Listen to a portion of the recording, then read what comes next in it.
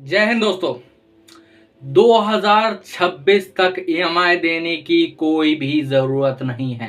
जी हाँ दोस्तों, आप लोग बिल्कुल सही सुन रहे हो। 2026 तक अब ईएमआई देने की बिल्कुल भी जरूरत नहीं है। जी हाँ, पूरे 2 सालों तक आपको अब ईएमआई देने की बिल्कुल भी जरूरत नहीं पड़ेगी। जो भी हमारे भाई जिनका पर्सनल लोन अभी उनसे भरा नहीं जा रहा है या फिर उनका क्रेडिट कार्ड का बिल उनसे नहीं भरा जा रहा है और वो बहुत ज़्यादा परेशान चल रहे हैं, बहुत ज़्यादा हैरान चल रहे हैं, उनको समझ में नहीं आ रहा क्या करा जाए, तो अब उन सब के लिए मैं बहुत ही अच्छी खबर लेके आ चुका हूं कि आपको 2026 तक ईएमआई क्यों नहीं देनी पड़ेगी। ठीक है, और अपने लोन के ऊपर, अपने क्रेडिट कार्ड के ऊपर, फिर चाहे आपका कैसा भी कोई भी अनसिक्योर लोन हो, जैसा भी हो, चाहे वो क्रेडिट कार्ड हो, पर्सनल लोन हो, अपना केसीसी का लोन हो, सीसी लिमिट हो, ऐसा कोई भी लोन हो अपना, ठीक है, उसके ऊपर 2 साल तक का मॉडिटोरियम कैसे लेना है, उस लोन को रिस्ट्रक्चर कैसे करवाना है कि आपको सीधा 2 साल बाद ही ईएमआई भरनी पड़े। 2 साल तक आप पे ना कोई ईएमआई मांगे, ना आपको कोई रिकवरी के कॉल आए, ना आपको कोई रिकवरी वाला परेशान करे, हैरान करे, ना कोई दिक्कत दे। इसे कैसे करें, इसके लिए कैसे अप्लाई करें? क्या है कि बहुत सारे हमारे केसीसी वाले भाई हैं या फिर बहुत सारे पर्सनल लोन और अपना अनसिक्योर लोन जितने भी हैं, पर्सनल लोन हो गए, क्रेडिट कार्ड हो गया, फिर ऐसे जितने भी लोन हैं, ठीक है, पेडे वाले लोन हो गए, उन सब पे सारे भाई पूछते रहते हैं कि सर अभी तो मेरी स्थिति ऐसी रही नहीं है, मैं बहुत ज़्यादा परेशान चल रहा हूँ, मेरे ऊपर 4 लोन हो चुके हैं, मल्टीपल। ऐसा कर सकता हूँ कि मैं 2 लोन भर सकता हूँ, लेकिन 2 लोन मैं रिस्ट्रक्चर करवाना चाहता हूँ। उस पर मैं चाहता हूँ कि मुझे कोई टाइम मिल जाए, 6 महीने का, 4 महीने का, 5 महीने का। तो ऐसे क्या हुआ, पिछले हफ्ते से अभी तक हमारे पास 5-6 ऐसे क्लाइंट आए, ठीक है, जो हमारे सब्सक्राइबर थे, हमसे जुड़े, ठीक है, उनसे हमने बातें करी। उनका यही कहना था कि सर मैं डिफॉल्ट नहीं करना चाहता, मैं सेटलमेंट भी नहीं करना चाहता, सर मैं किसी का पैसा नहीं मारना चाहता बैंक का। अच्छे आदमी थे, मैं नहीं चाहता कि कोई मुझे बोले कि मैंने सेटल करा लोन या फिर कुछ भी है। आप मुझे इस पर मॉडिटोरियम दिला दीजिए, ठीक है, और इस लोन को रिस्ट्रक्चर करवा दीजिए, इसको कैसे करना है। तो हमने उन 5 क्लाइंटों का ये प्रोसेस करा और 5 में से 4 लोगों का सक्सेसफुल हो गया। एक क्लाइंट उनका नहीं हो पाया सक्सेसफुल, उनका भी एक तरीका है जिस दूसरे तरीके से उनका ये ऑप्शन करा जाएगा, ठीक है, वो अप्लाई होता है, वो कब होगा वो भी मैं उसको अपडेट आपको दूंगा, ठीक है। लेकिन 4 लोगों को मॉडिटोरियम मिल गया। अब उनको बैंक, किसी को 6 महीने, किसी को 9 महीने, और एक हमारे एक क्लाइंट है जिनको पूरे 2 साल तक अब बैंक परेशान नहीं करेगा, एक भी एमआई नहीं मांगेगा, एक भी और कोई भी उनको रिकवरी वाला परेशान नहीं करेगा, ना उनको कोई फोन आएगा, ना ऐसी कोई चीज होगी, ठीक है। अब इसका क्या पूरा प्रोसीजर है ये मैं आपको बताऊंगा, ठीक है। तो जय हिंद दोस्तों, मेरा नाम है हर्ष कुमार, आप सभी का इस चैनल लोन डिस्कवर में स्वागत करता हूं। अगर आपको लोन संबंधित कोई भी प्रॉब्लम है, कोई सेटलमेंट करवाना चाहते हो, कोई रिकवरी वाला परेशान कर रहा है, मॉडिटोरियम के बारे में जानकारी चाहिए, ऐसी कोई भी, कोई लीगल नोटिस आया, ऐसी कोई भी जानकारी चाहिए, यहाँ पर नंबर आ रहा है, आप मुझे मैसेज कर दीजिएगा व्हाट्सएप पर, ठीक है, फिर हम आपके व्हाट्सएप के मैसेज का रिप्लाई करेंगे। चलिए वीडियो में आगे बढ़ते हैं। तो देखो, सबसे पहला प्रोसीजर क्या है, हर एक बैंकिंग रूल में लिखा हुआ है, हर एक बैंक अपनी शर्तों पे मॉडिटोरियम दे सकता है। मिनिमम जो मॉडिटोरियम है वो है 3 महीने का, और जो मैक्सिमम है वो है 2 साल का। बैंक चाह कर भी अगर मॉडिटोरियम 2 साल से ऊपर का नहीं दे सकती है। अगर कोई कहता है कि आपको 4 साल का मॉडिटोरियम मिल जाएगा या फिर 4 साल तक आपका लोन रिस्ट्रक्चर रहेगा, तो वो झूठ कह रहा है। वो जो मैक्सिमम हो सकता है वो 2 साल हो सकता है।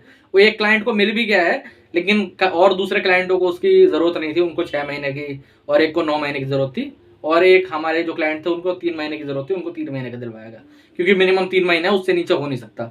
वैसे जरूरत तो उनको सिर्फ 2 महीने की थी ताकि उनका सिविल खराब ना हो उनको, लेकिन 3 महीने तक की दिलवा दी गई है मिनिमम, ठीक है। तो ये मिनिमम 3 महीने की क्यों है, 1-2 महीने की क्यों नहीं है?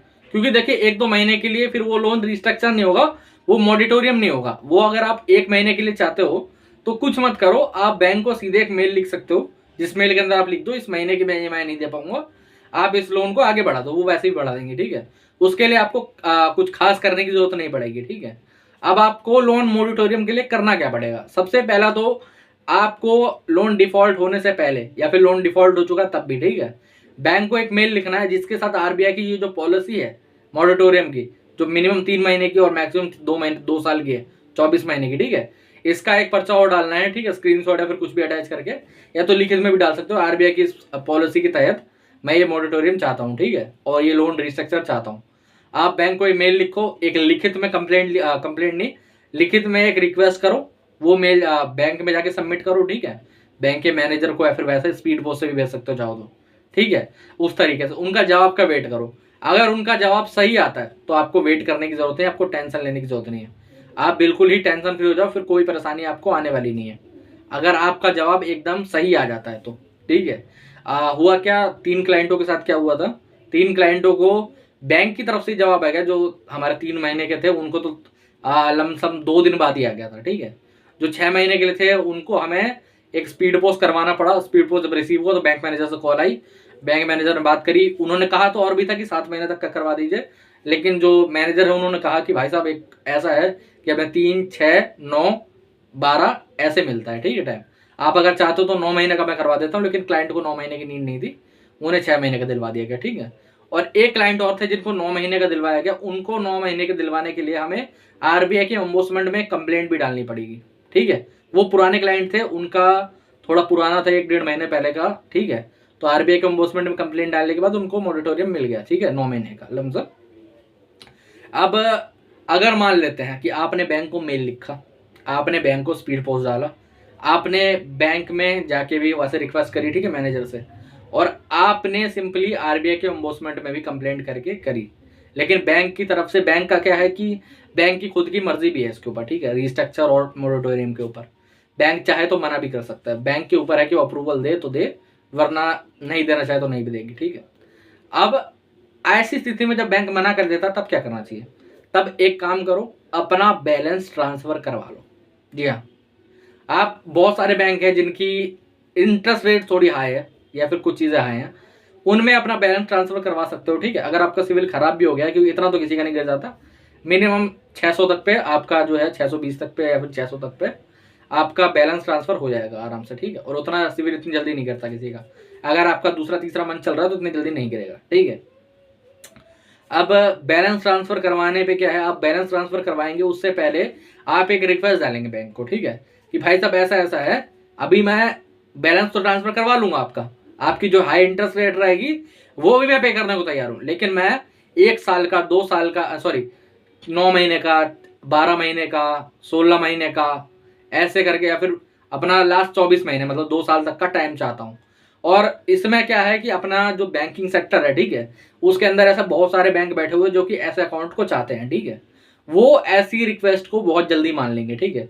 अब ये जो क्लाइंट है इनके साथ भी ऐसा करवाया जाएगा, इनके बैलेंस ट्रांसफर की रिक्वेस्ट डाली जा रही है, ठीक है, और बैलेंस ट्रांसफर की रिक्वेस्ट डालने के बाद उन पे पहले रिक्वेस्ट यही करी जाएगी कि आप इन्हें कम से कम 2 साल तक का वो दीजिए, ठीक है। आप बैंक ये कह सकता है कि हम 2 साल का नहीं, 18 महीने का दे देते हैं, आप 18 महीने में राजी हो जाइए, 19 महीने पर राजी हो जाइए, 20 महीने पर राजी हो जाइए, ऐसा कह सकता है बैंक, ठीक है। लेकिन बैंक प्रॉपरली तरीके से मना नहीं कर सकता, क्योंकि बैंक जितने भी हैं वो सब आरबीआई के अंतर्गत आते हैं। जब आरबीआई के रूल्स उनको मानने ही पड़ेंगे कुछ भी करके, ठीक है। जो ये मॉरेटोरियम है वो आपको सबसे पहले जो देखने को मिला होगा, वैसे ये है तो बहुत पहले से, ये तो जब से बैंकिंग सेक्टर स्टार्ट हुआ है तब से ही है, लेकिन ये आपको देखने को क्यों नहीं मिला मैं बता देता हूँ। क्योंकि अगर पर्दे के पीछे कुछ हो भी रहा तो आपको पता नहीं चलेगा वैसे, ठीक है। ये जो मॉरेटोरियम है ये सबसे पहले देखने को मिला गया था 2020 के अंदर, जब कोरोना काल अपना स्टार्ट हुआ था, तब वहां पर क्या हुआ था, सबसे पहले जो मॉरेटोरियम दिया गया था वो 3 महीने का दिया गया था, ठीक है। लेकिन ये एनबीएफसी और बैंक वाले कई बार उसे भी फॉलो नहीं कर रहे थे। जिन जिन क्लाइंट को पता था, अपने राइट्स पता थे, अपनी चीजें बता दी, उन्होंने कंप्लेंट करके मॉरेटोरियम अपना ले लिया, उनको किसी ने परेशान भी नहीं करा। लेकिन जो क्लाइंट ऐसे ही बने बैठे रह गए, देखो हमारे कई क्लाइंट बहुत ज्यादा पढ़े लिखे हैं और कोई बिल्कुल भी पढ़ा लिखा नहीं है, लेकिन जो बिल्कुल पढ़ा लिखा नहीं है वो हमारे ऊपर छोड़ देता है कि सर आप देखिए कि क्या करना है इसमें, जो जो चीजें लगेंगी वो आप बताइए हमें। अब ये चीज होती है, समझ रहे हो, आपको अगर पता नहीं है उस सेक्टर के बारे में या फिर कुछ नहीं है तो उसके बारे में नॉलेज जानो, पता करो, पूछो, उसके बाद आपको पता चलेगा। मॉरेटोरियम लेना भी इतना मुश्किल नहीं है, तो आप चाहो तो ले सकते हो, और सबसे बेटर ऑप्शन ये है, इसके अलावा दूसरा कोई ऑप्शन नहीं बनता। आप एक बार इस तरीके से मॉरेटोरियम के लिए अप्लाई करोगे, लोन रिस्ट्रक्चर के लिए अप्लाई करोगे, तो उसके बाद कोई भी परेशानी आपको नहीं आएगी, और हर बैंक खुशी खुशी आपको ये चीज देगा, समझ रहे हो, क्योंकि वो रूल्स के अंदर है। अगर रूल्स के अगेंस्ट वो जाएंगे तो उनका जो ब्रांच का लाइसेंस है वो रद्द हो सकता है, और वो कोई नहीं चाहता, समझ रहे हो। बैंक का तो लाइसेंस रद्द नहीं होगा, उस पर क्या होता है पेनल्टी लगती है उनके ऊपर, लेकिन जो ब्रांच का लाइसेंस है, जो ब्रांच का मैनेजर है, उसके खिलाफ अलग अलग तरीके से उसकी रेटिंग गिराई जाती है और अलग अलग तरीके से वो होता है और पेनल्टी भी लगती है ऊपर से, ठीक है, अच्छी खासी मोटी पेनल्टी 10,000 20,000 30,000 की लगती है।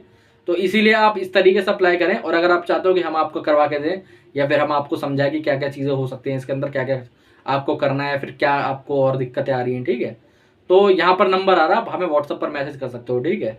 और व्हाट्सएप पर हमें आप मैसेज करो, हम व्हाट्सएप पर आपका रिप्लाई करेंगे।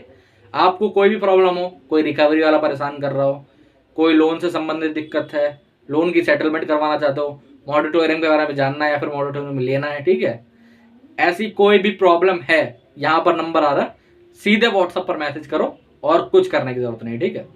तो दोस्तों जय हिंद, आज के वीडियो में इतना ही।